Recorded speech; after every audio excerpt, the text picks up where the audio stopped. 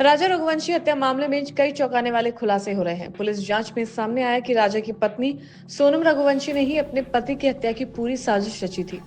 कई media reports में सामने आया है कि सोनम ने अपने प्रेमी राज कुशवाहा को 5 लाख रुपए दिए और एक पिस्टल दी थी ताकि वो राजा को मार सके, लेकिन ये पूरी योजना विफल हुई। रिपोर्ट्स के मुताबिक सोनम और उसके प्रेमी राज के अलावा इस साजिश में 2 लोग शामिल थे। चारों ने मिलकर मेघालय के शिलोंग में राजा को मारने की योजना बनाई। शिलोंग पहुंचने से पहले ही सोनम और राज ने एक कैफे में मुलाकात की, जहां पर बैठकर हत्या का पूरा प्लान तैयार किया गया। उसी वक्त सोनम ने राज को 5 लाख रुपए नगद दिए और एक पिस्टल सौंपी। इरादा यह था कि शिलोंग में मौका मिलते ही राजा को गोली मार दी जाएगी, लेकिन ऐसा मौका नहीं मिल सका।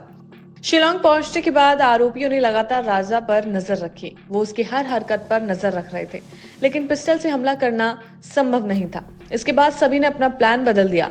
शिलोंग की एक दुकान से 2 खतरनाक और धारदार हथियार, कुखरी जैसे कि चाकू खरीदा गया और राजा की हत्या का दूसरा तरीका अपनाया। 23 मई को जब उन्हें सही मौका मिला, तब उन्हें राजा पर उस हथियार से हमला कर दिया और राजा को मौत के घाट उतार दिया। पुलिस की जांच में ये बात भी सामने आई है कि राजा और सोनम दोनों हनीमून मनाने के लिए इंदौर से शिलोंग पहुंचे, लेकिन इस यात्रा के पीछे सोनम की मंशा कुछ और ही थी। सोनम ने अपने पति को मारने की योजना पहले ही बना ली थी और इसी के मुताबिक सब कुछ चल रहा था। जब 23 मई को राजा और सोनम लापता हो गए तो परिवार को कुछ समझ नहीं आया। उन्होंने अपने स्तर पर खोजबीन शुरू की, लेकिन कोई जानकारी नहीं मिल पाई। आखिरी बार राजा की मां से सोनम की बात हुई थी और फोन पर वो यही कह रही थी कि राजा का फोन नहीं लग रहा है। जब मेघालय पुलिस को इस मामले की सूचना दी गई, तब उन्होंने जांच शुरू की।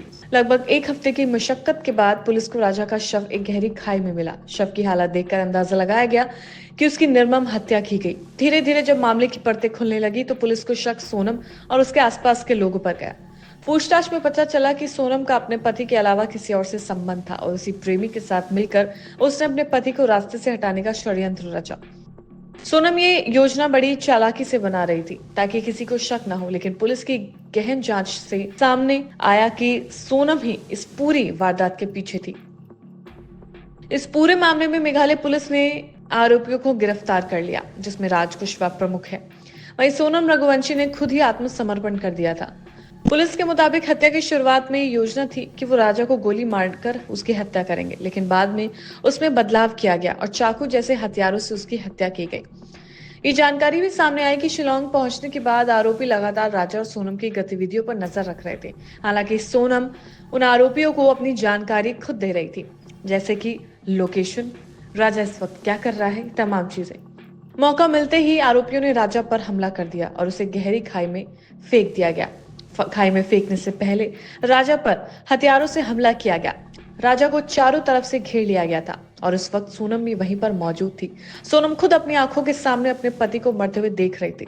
जब पति राजा दर्द में तड़प रहा था तो उसने सोनम का नाम लिया। वो चिल्लाने लगा, लेकिन सोनम ने एक न सुनी और वो उसे अपनी आंखों के सामने मरते हुए देख रही थी। पहले तो पुलिस को लगा कि ये कोई हादसा है, लेकिन पुलिस ने जब जांच को आगे बढ़ाया तो कई पुख्ता सबूत मिले, जिससे साफ हो गया कि ये कोई दुर्घटना नहीं बल्कि ये सुनियोजित हत्या है। हालांकि राजा के घर वालों का भी यही कहना था कि राजा के साथ कुछ ना कुछ अनहोनी हुई है। हालांकि सबसे पहले वो मानने को तैयार नहीं थे इन सब के पीछे सोनम है, लेकिन बाद में जब सबूत मिले तो इसका पर्दाफाश हुआ। राजा रघुवंशी की हत्या के पीछे केवल एक ही कारण था, पत्नी सोनम का अपने प्रेमी के साथ रिश्ता और अपने पति को इस रिश्ते से हटाना। ये पूरा मामला न सिर्फ एक हत्या की कहानी है बल्कि उस विश्वासघात की है जहां पर एक पत्नी ने अपने पति के साथ किया। अब पुलिस इस केस में चार्जशीट दाखिल करने की तैयारी कर रही है। उन्होंने बताया कि इस केस में कई टेक्निकल सबूत भी मिले हैं, जैसे मोबाइल लोकेशन, कॉल डिटेल्स और सीसीटीवी फुटेज, जिसके आधार पर ये साजिश समझ में आई है।